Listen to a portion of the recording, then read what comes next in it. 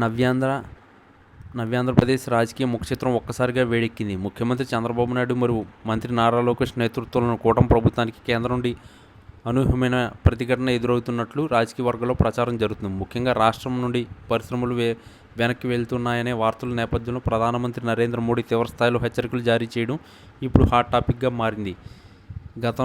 గత కొంతకాలంగా పెట్టుబడుల విషయంలో ఆంధ్రప్రదేశ్లో అనిశ్చితి నెలకొందని, అనేక పరిశ్రమలు సంస్థల తమ కార్యకలాపాలను పక్క రాష్ట్రాలకు తరలించే యోచనలో ఉన్నాయని నివేదికలు అందుతున్నాయి. ఇదే తరుణంలో కేంద్ర ప్రభుత్వం జోక్యం చేసుకోవడం చంద్రబాబు వ్యూహాలకు పెద్ద దెబ్బగానే పరిగణించవచ్చు. రాష్ట్ర అభివృద్ధికి పరిశ్రమలే వెన్నెముక అని చాటి చెప్పే లోకేష్కు ఈ పరిణామాలు మింగుడు పట్టడం లేదు. పారిశ్రామికవేత్తల్లో భరోసా కల్పించడంలో రాష్ట్ర యంత్రాంగం విఫలమవుతుందనే ప్రశ్నలు లేవనెత్తుతున్నాయి.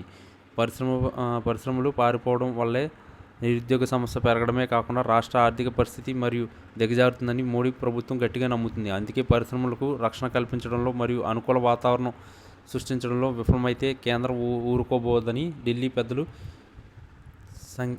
సంకేతాలు పంపినట్లు సమాచారం. దేశం మొత్తం మీద పారిశ్రామిక అభివృద్ధి కాపాడాల్సిన బాధ్యత కేంద్రానిదే కాబట్టి ఏ ఒక్క రాష్ట్రాలైన కంపెనీలు ఇబ్బందులు ఎదుర్కొంటే అది జాతీయ ప్రయోజనాలకు విఘాతమని మోడీ భావిస్తున్నారు. చంద్రబాబు మరియు లోకేష్ పారిశ్రామిక విధానంపై ఎప్పుడు నీళ్ళు కమ్ముకున్నాయి. గతంలో హైటెక్ సిటీ నిర్మాతగా పేరు తెచ్చుకున్న చంద్రబాబుకు ప్రస్తుత పరిస్థితి సవాలుగా మారింది.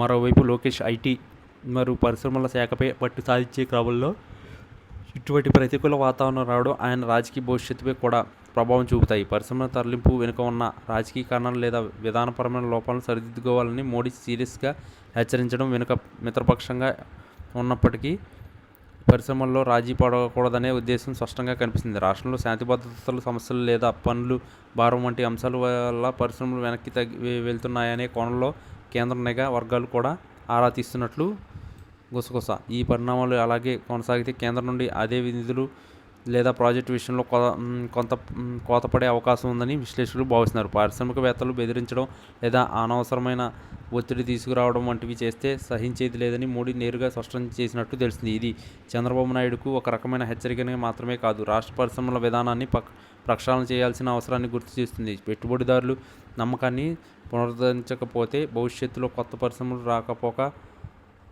ఉన్నవి కూడా తరలిపోతాయనే భయం ప్రజల్లో నెలకొంది. ఈ సంక్షోభం నుండి చంద్రబాబు మరియు లోకేష్ ఎలా బయటపడతారో, పారిశ్రామిక వర్గాలను ఎట్లాంటి భరోసా ఇస్తారో వేచి చూడాలి. కేంద్రం నుండి వచ్చిన ఈ తీవ్ర హెచ్చరిక ఏపీ రాజకీయాల్లో కొత్త మలుపులు తిప్పడం ఖాయంగా కనిపిస్తుంది.